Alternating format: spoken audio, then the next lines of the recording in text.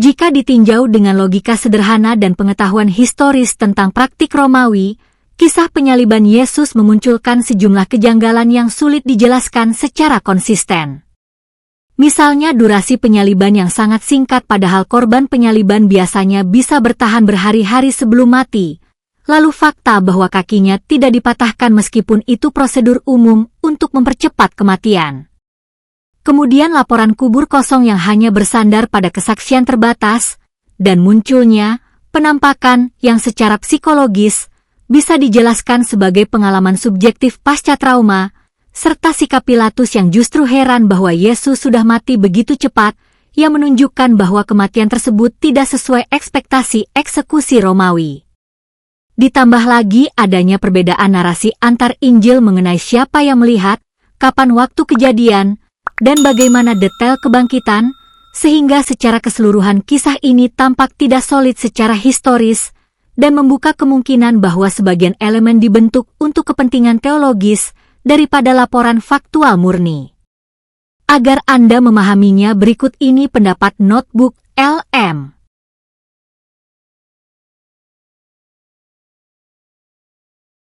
Halo semua, kisah penyaliban Yesus kan salah satu cerita yang paling kita kenal di dunia. Tapi, gimana kalau detail-detail kunci dalam cerita itu, kalau kita perhatikan baik-baik, justru memunculkan lebih banyak pertanyaan daripada jawaban?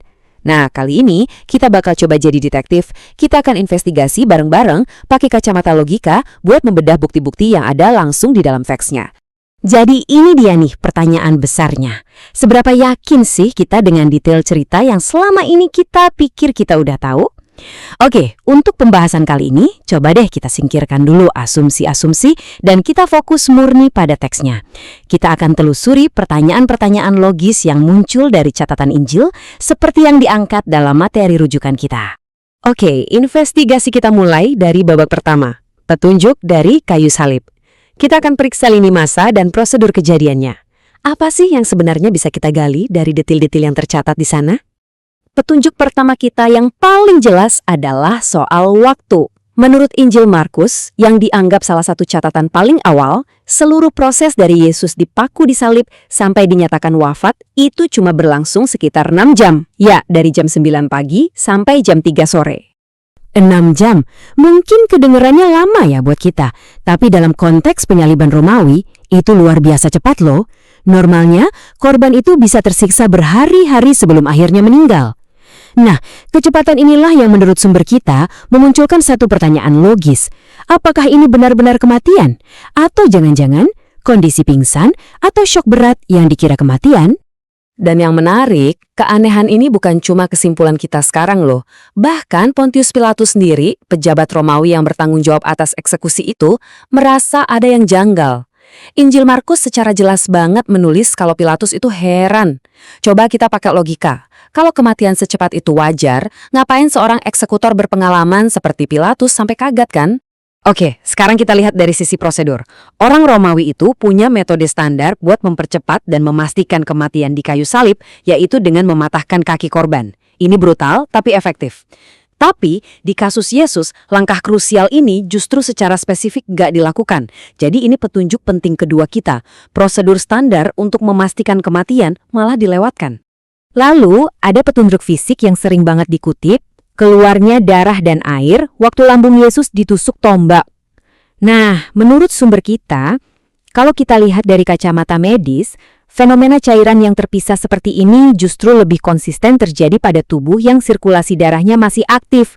Dengan kata lain, jantungnya kemungkinan besar masih berdetak.